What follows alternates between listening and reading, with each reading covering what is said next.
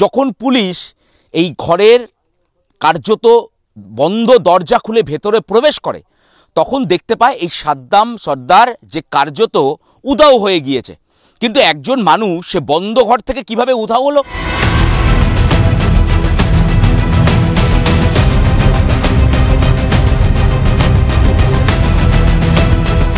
বেপাত্তা কুলতলির কুখ্যাত প্রতারক সাদ্দাম সর্দার।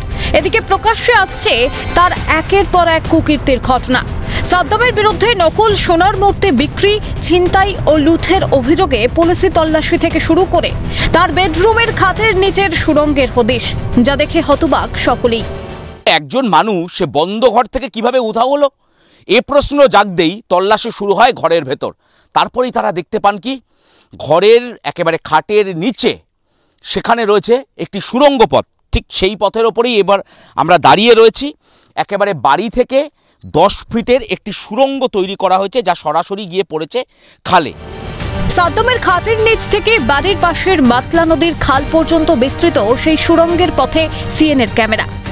আমি আরও একবার দেখানোর চেষ্টা করব সেই তথ্যের মধ্যে সবথেকে যে গুরুত্বপূর্ণ তথ্য তা হচ্ছে এই সাদ্দাম সর্দারের পালিয়ে যাওয়ার তথ্য বা স্কেপ হওয়ার তথ্য।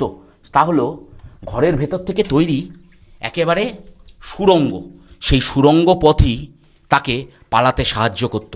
এই সুড়ঙ্গ পথ দিয়েই সাদ্দাম সর্দার সে অপরাধের পর পালাতে পারত, বা এই সুড়ঙ্গই তাকে সাহায্য করত পুলিশের নজর এড়িয়ে, পুলিশের হাত এড়িয়ে পালাতে।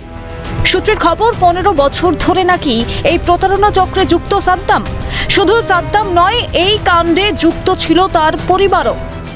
এই সাদ্দাম সর্দারের বিরুদ্ধে একাধিক অভিযোগ এর আগেও কুলতলি থানায় জমা হয়েছে, কিন্তু তাকে সহজে গ্রেপ্তার করা যাচ্ছিল না। কাল একেবারে গোপন সূত্রে খবর পেয়ে কুলতলি থানার আধিকারিকরা তারা বাড়িতে পৌঁছয়, তারা অভিযান চালান, কিন্তু গতকালও হাত ফসকে বেরিয়ে যায় সাদ্দাম সর্দার। গতকাল দুজনকে গ্রেপ্তার করা হয়েছে এই ঘটনায়।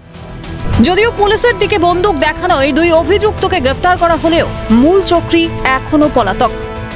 ইতিমধ্যে পুলিশের পক্ষ থেকে কার্যত গতকাল চিরুনি তল্লাশি চালানো হয়েছে এই পয়তার গ্রামে। তারা মনে করছেন পয়তার গ্রাম ছেড়ে অন্যত্র পালিয়ে যেতে পারে সাদ্দাম সর্দার, যে কারণে গ্রামের বাইরেও তল্লাশি চালাচ্ছেন এই মুহূর্তে কুলতলি থানার আধিকারিকেরা। ক্যামেরায় শুভজিৎ গায়নের সঙ্গে শুভজিৎ দে, ক্যালকাটা নিউজ, কুলতলি।